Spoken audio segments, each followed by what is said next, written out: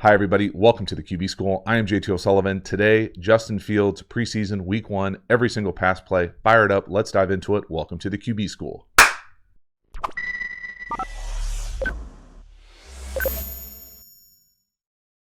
So before we dive into the video, quick reminder, we have relaunched the Quarterback School Patreon community, really cranking out content over there. Lots of in-depth, detailed stuff. If you want to know what it's like to be in an NFL quarterback room, you want to support the channel, it is a great way to do it. Hop over, check out the Quarterback School Patreon community. The link is in the video description. I appreciate you getting over there, checking it out, spreading the word, supporting the channel. It means a lot to me. I appreciate it. As for this video, let's get into it. Justin Fields. First preseason game, week 1, Chiefs, Spags, going 0, middle finger. All right. I could just see him like telling Matt, we're going to get him. We'll hit him with 0 right out the gate. 0, hit the flat. Nice. Good decision. Nice vision. Get the ball out. It's just one of those things I don't ever remember ever seeing 0 on the first play of a preseason, but whatever. Do you? No, it's not a totally clean release down here by the tight end. So it muddies this up a little bit. It makes it a little bit more of like a catch and tackle. But it's decisive. It's the right read. It's where the ball should go. Nice job. Clean. Good decision. Love it. Also, just a little heads up for all you motion freaks out there. They got the memo in Chicago. A lot of motion. Next one, 3rd and 6. Okay, so this is far from a perfect performance, but I will say this was probably one of the most glaring things that was a constant in the short performance. What I would consider just either not being able to hang in the pocket long enough to make a throw, or for whatever reason, not being quite as decisive as you would like. Now, this is a combination to me of playing too fast. So he's off the first read too fast, and there's a pass pro breakdown. You know, could he step up and maybe avoid that sack? Maybe. But for me, when I'm talking about playing too fast, and this is better than playing too slow, but it's one of those things that really, you see it pretty consistently in the preseason. When we're talking about playing too fast for me here, what I'm going to guess is an option or choice route here. Now, this ball needs to be thrown. So usually you run this with like it doesn't matter if it's a 7, a clear, an in. We're trying to get the ball here. He's going to come off and run away from leverage usually. This ball just should be thrown here. To me, Fields is off of this. He basically says no before he's even out of his break. And these options take a little bit of time, especially if the clear or first guy is getting jammed at all. So watch and just see the timing of this thing. See how that guy in front of him gets jammed? That's going to slow down your process. He's open right there. We need to throw this ball. I'm not saying it's going to be a first down, but that's where the play is designed to go. Execute the play. Throw it. So just a tick of indecision there as far as where the ball should go. And then could you step up? Maybe, right guard's losing the edge. Not a whole lot of great options. You can see here, if he had all day and this was 7-on-7, you'd come down here to the number 2 on the reverse whip. Tough. Not really tough. I should take that back. He just needs to play the play and not play it so fast. I think he's getting off of things too quickly here. And this is why there is a preseason. It's not going to be perfect. But it's there, right? Like there's nothing in his face. That pass pro issue is not going to cause him to not throw that number 1 read. Let's throw it. Let's stay on time. Let's stay on schedule. Let's not take unnecessary hits like this. Next one, naked to our right. They're going to get a little sneak flat, an over, corner, a late, and then he's going to get to the kind of check flat. Operates as kind of a check down. I love this rep. Now it only gets 1 yard. Okay, so it's a small amount of love. But to me, this really shows a great understanding of what's going on here. Being smart with the ball, getting through a full progression, and changing the launch point. Okay, so I'm going to go through the read here. Hang with me. We're going to go sneak flat. This is the number 1. This is where we're trying to get the ball. Or hide, whatever you want to call it. There it is. If this isn't there, there's usually an over.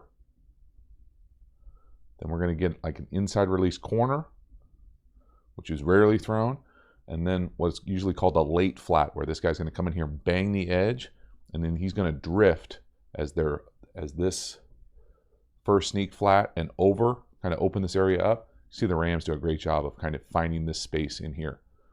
So the read here is 1 to the sneak flat, 2 to the over, 3 never gets there to the corner, 4 to the late flat or bluff or hit flat, hide flat, and then 5 late to the back to the flat, operates as like a check down on the sideline. So he gets to the 5th read here. Just a nice job. This to me shows significant growth. This is not easy to do. It's not a perfectly executed play. If you're looking for coaching points here, if you're that overrunner, you don't want to throttle down in any type of man coverage. See how he kind of throttles down and really stacks the late flat? You don't want to be stacked like that. Really see how all 3 of those guys are stacked? That's not great. Not great, Bob. Want that over to keep running. I don't think he gets the ball here. And he makes a nice athletic throw, takes a hit. But to me, this is a nice, quick little snapshot about him being able to certainly get through progressions quickly. 1, no, 2, no, 3, no, 4, back to the 5. Love it. Okay, next one, 3rd and 4. This is a nice design. Up top, we're going to get a little switch, go. Nice trajectory. Really better catch than anything else. Love the design here also. Just a little switch, go to our right, and then a little drive on the backside. Again, decisive ball. So the ball's coming up and down quickly. Watch the trajectory of it. Does it leave the screen? No. Maybe just a tick underthrown, but I like it because it gives his guy a shot to go make a play. That's a hell of a catch. The other thing that I really like about this play, first of all, the design. Okay, appreciate it for what it is. Short motion. We love some motion. And we're going to be able to get this opportunity. If these guys are going to play press at the same level, so press, and they're at the same level, they're going to get picked. This is just the NFL. So we're going to come up here. He's going to get the seam. He's going to set it and then try to come right off of that, right where the ball goes. Now, that's the wide receivers. That's the design of the play. The thing that Fields controls, the quarterback controls, he's in charge of the middle field player. If this guy makes a play on the ball, it's on the quarterback. So he's got to be able to get the ball up and down with a good enough throw so this guy can't make a play on the ball. And that's exactly what he does here.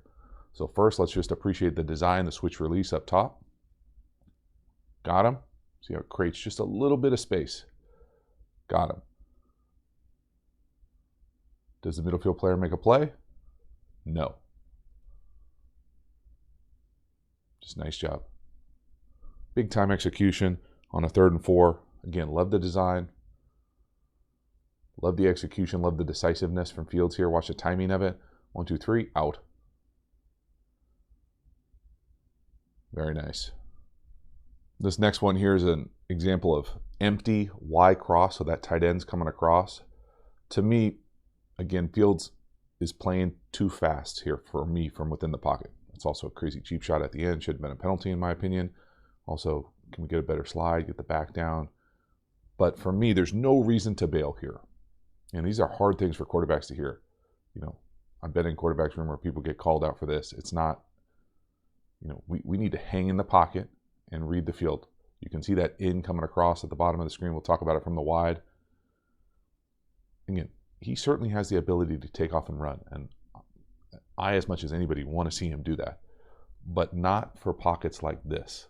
And so when I'm talking about what this play is, what it's called Y cross, really, I'm not certified, but some iteration of this cross. And that's the play. Now, the first read of it is usually some sort of quick out here and a must outside release go. And so you read this thing usually 1, you could alert it, however, whatever your language is. This side 1, and then you're going to come back here and usually be 2, and then there's a few different ways to do it on the backside. They do it with an in here, and so it's just a right to left read. And so when this thing isn't here, so this isn't there, what you really end up doing is putting kind of a 2-on-1 on this defender right here. So you're going to get this over, and if he takes that over away or gets enough depth, this in basic cross is going to be there. And so, again, is it playing too fast? Is it just comfort level in the pocket? Is it preseason week 1? Yes. All of those things. So no to the left. Give the right side some time, and you probably throw that in. See how that middle of the 3 linebacker types gets spun with the cross? Whoop, there it is. And maybe you throw the cross. But you definitely don't have to bail after looking at your first read. That's what I'm saying he does here. Looks like he looks left. No, I bail. And then protect yourself. Because there are too many, whether he's playing too fast or whether he's bailing early, but he takes too many hits. Sacks, unnecessary hits. I don't care if this is a penalty or not. This is a hit on a franchise guy. You want to eliminate these. You got to stop taking shots like that. That's rough. Next one, 3rd and 10. This to me is an example of kind of a gotcha preseason. This is an exotic Tampa 2. They run some iteration of, we'll call it all curls, kind of go to the first down and curl up. Not all technically curls. But I think if he knew this was the coverage, if he ID'd this thing faster and had kind of the bank of understanding this type of coverage, you could really manipulate the hook defenders here and get a first down. Because they have a nice call on here. I like this call. Especially if you're going to get Tampa. So what is the play? I'm saying all these guys go up and hook past the first down marker. I think he runs like a corner stop here. But to me, this is all hook. You know, you can make the argument that this is not the best check down for this type of play just because it doesn't stretch anything underneath or put a high-low on somebody. But if you're going to get Tampa, exotic Tampa here. So what do I mean by exotic Tampa? Normal Tampa to me would be this. And the middle of the 3 linebacker types run into the deep square. Okay, so that's not what they get here. What do they get? They get this, back, and then he's coming in almost from like the lurk, the weak safety spot, to play the deep hook. And so at the end of the day, it really doesn't matter how they get there. If you identify Tampa or just 2 zone, you can really manipulate the hell out of these underneath defenders. So if your eyes are this way, they're locked in usually to be able to squeeze these holes. So they're going to move with your eyes, and then you can come back and rip this. And you could do it just the opposite if you wanted to do it the opposite. I think it would be easier to the 3 receiver side because you'd have more options. But I would love for him to just manipulate these zone defenders. Take his drop, identify the coverage, know it's whatever iteration of 2, look hard over here, and then come back here and rip this. And again, I get it that I'm playing a little bit of coach with a clicker, but that's how you play this type of coverage. So watch it. First of all, it's an exotic look, y'all. This is an exotic preseason 3rd down look. But could he manipulate when he's at the back? There's no pressure. Step up, manipulate that, look to the right, and then rip that thing to the 30 up top. And again, I get it. I don't know what their read is. They could be reading this thing right to left, and I'm just playing 15 years ago ball. But this is how you beat this type of zone coverage. You manipulate those hook defenders with your eyes, and then you come back and rip to take advantage of where they're supposed to be. And the other thing that's worth acknowledging here, it's nice the fact that he gets to the check down a number of times in this game. He does a nice job working through his progressions. I just think here he's leaving a little bit on the bone. You know, get up in the pocket, manipulate those guys with your eyes and shoulders, and maybe you got a great shot here. But at the same time, it's nice to see him work through progressions. It is. Halftime, you dig the channel and you haven't already, please subscribe, hit the bell, get the notifications. It lets you know when we go live, when we put out new content. I certainly appreciate the support for the channel. Then, reminder, Patreon community, relaunched, revamped, cranking out content over there. Great way to support the channel. Never been cheaper, easier. I appreciate you checking it out, making it happen. Then finally, we've got quarterback school courses. You're looking to take your football level IQ, knowledge, game, everything to the next level. The Quarterback School courses are the absolute premium content. You can find all of them in a link in the video description. I appreciate you checking all those things out. Now let's get back to the video. Next one here. This is a little bit of bad luck. Pick a side read, all stick to me. Again, motion muddies this. It does. I think he picks the wrong side. A little unfortunate with the pressure from the left tackle. Gets hit, throwing it to the check down. There's a number of coaching points here that could make this play easier, I think. But when you catch what is essentially cover 2 again, to me it's stick to check down. I'd love to see the check down. First of all, I'd love to see the check down get out faster to give us a real look. But let's see the motion. So see how they get to the 2 shell here? So all stick to me. What does that mean? That means that everybody is going to essentially run either a quick out on the outside and a stick on the inside, some iteration of this route. Stick, just quick, short little out, and then we're going to get the check down. So everybody does this. Now, when you get a cloud corner, so rolled up corner with a half field safety, rolled up corner. To me, this receiver does it correctly. This is usually a must outside conversion, release, go. And because he's in motion here, it's harder. So this is how motion muddies this up for even wide receivers. Now he doesn't really see it, and he still runs the quick out. So to me, this is probably a mental mistake here, or a coverage identification mistake. But at the end of the day here for Fields, once you see 2 in this play, basically all quick out, you almost always just work these inside guys. And really you just pick a side pre-snap, usually based on leverage, matchup, personnel. And I don't think he's wrong for going up here. It's just not there. And unfortunately, this one's wide ass open. Okay, so this is not like a bad read. It's just bad luck. I will say that for me, playing this play, specifically in the preseason a lot, because this is kind of a mini camp 1 installation play, I would tell this guy, hey, I need you out. And I need you out right now, especially verse 2. Like right before it snap, get out. And just go out there and you're essentially running a 10-yard option. You got to get out fast.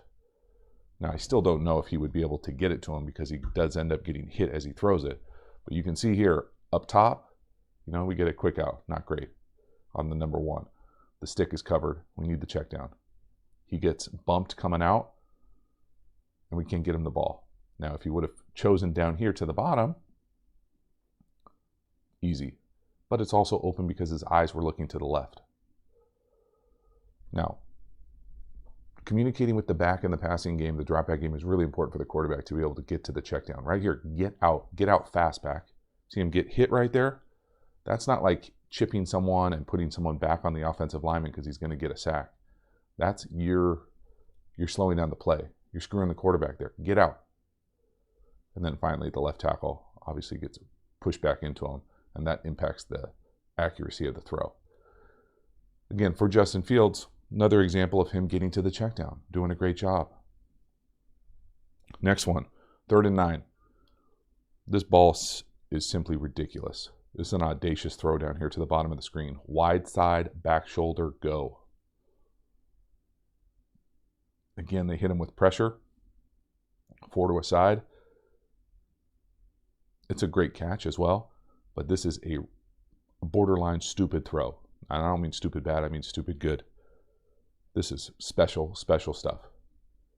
To the wide side, I mean, even throwing this ball to me is wild, let alone the accuracy of it, the catch, the execution of it. Crazy. And he's almost getting hit. It's really wild. You just don't see this type of, first of all, you don't see this throw, let alone this type of throw, which for me, if you're going to throw a back shoulder ball, it's almost always easier to do it to the short side, right? These hashes are 6 yards, so +6 on this throw over here. And it's to the wide side. You're going to get this, you just don't see, I can't tell you, you just don't see wide side back shoulders to the field. Let alone when you're getting hit like this. Look when he lets this thing go. So communication, he knows he's getting pressure. That weak safety is coming up top. I mean, look when he's separated right here. The wide receiver's not at the 15 yet. They're even hip to hip. the DB doesn't do a bad job. He's right there. That's the only place it could be. I mean, silly. Crazy. I think it's even more impressive from the back when you see how he's getting hit here. So he's blocked up. They have 7-person protection. You see the offensive line, get the right identification here. They still have to block somebody. Now, technically, to me, the defensive end on the left is dropping. He's got the tight end man-to-man coverage. My man in the center can't come off. But look at this throw. I mean, he might be getting hit in the face there. He is getting hit in the face there. Why his ball's still in his hand? So not only that, it should have been a penalty. Wow. This is a crazy throw. Really impressive, really cool. Great conversion. My goodness. Next play, they try to play fast. I love it. Go empty dragon. So we're going to get slant flat down here to the bottom, sit, lion up top. So dragon, lion. If he doesn't like it, uses his feet, go get a good gain on the ground. Now, again, to me, playing too fast. Not only that, this is not my favorite play in the world for a few different reasons and how they get there design-wise. So first, let's talk about what the play is. So normal dragon lion. So dragon lion is slant with a flat. Okay, that's dragon. And then lion is quick slant, normal slant. That's what it looks like normally. Here they run it at an empty, meaning that this back is going to free release. So he's actually going to run the flat.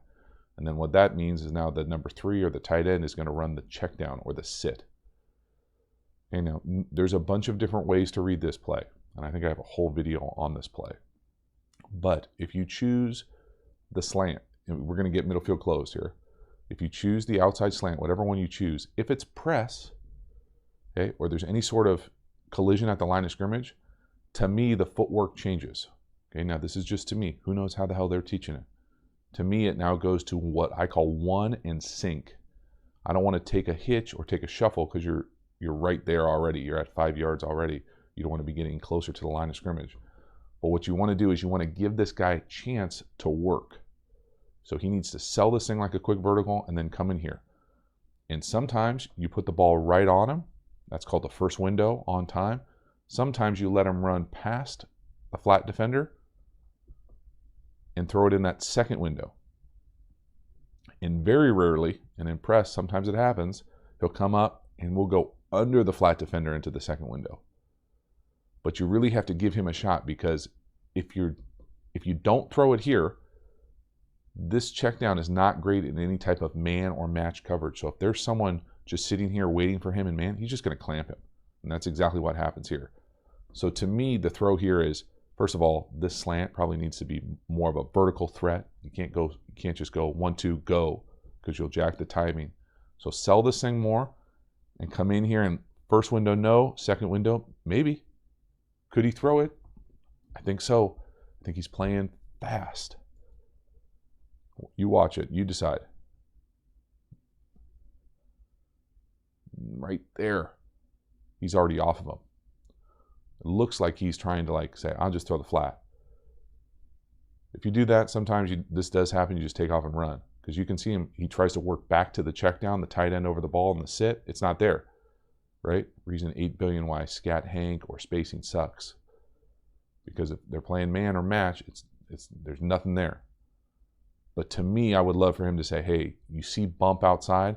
Let's give that slant a sit in that back step of that drop, and then hit that second window. But if it's not there, and you're the guy who has to play, get out there, be decisive, get up the field, and get us a positive play. Can't be too mad at him. I just think, I would love to see him be able to sit on that thing and hit that second window. That's the next level of his evolution. Last one here, old school shallow cross. Again, not my favorite play. Definitely don't love who they got personnel running the number 3 route here. But another example of Justin Fields getting through his progressions. He's getting through his progressions, y'all. He might be doing it a little too fast, but he's getting through his progressions. You can't catch it for him here, right? 4 for 7 on the day with a drop, bunk, da-dunk. So what is this play? Okay, a few different things here. I know I've said that I sound like a broken record even to myself, but there are better plays than this, is my first thing. But if we're going to run this in the preseason, there's the shallow cross, there's the deep hook. Okay, teams read this different ways, whether it's man, shallow, deep hook, whether it's zone, deep hook, shallow. Now this shallow also has the capacity to throttle up or settle up in zone. It's usually paired with an alert post versus quarters in red area, really. There's different ways to do the backside. Right here, whatever it is, they normally get into this curl area, whether it's a 7 stop, you're going to somehow get someone here. And so this read is usually 1 shallow, 2 deep hook, 3 curl area, 4 check wide. And so he gets to the 4th read. That's great. I love that. I don't love this play. First of all, I don't love any curl runner being number 35. No offense to 35. No offense to you if you wore 35 in high school and were a baller. I don't like my guys running downfield curls with the number 35 on. Not a great option to throw the ball vertically down the field is my experience. Now, could you throw this shallow? Maybe if you hung on it. Again, just understanding the concept. If someone's running with that post and you know they're running with that post, you can hang on that shallow and maybe get him to him. Again, that's the first read. Could you possibly, is he going to outflank that linebacker type? Maybe. Okay, maybe me picky. No to the deep hook. What about that 7 stop? Down here to the bottom, my man 35. That's not it. Falling out at the top of that route, not for me. Got to get it to the check down. Can't catch it for him, as Jeff Blake would say back in my Chicago days. Man. So, I think this is 7-step drop from under center. That's operating at a really high level. I love it. So that is a wrap. Justin Fields, week 1 preseason. Let's not overreact, but let's look at what the film shows. The film shows some really special throws down the field. Love what the offense is doing, incorporating motion.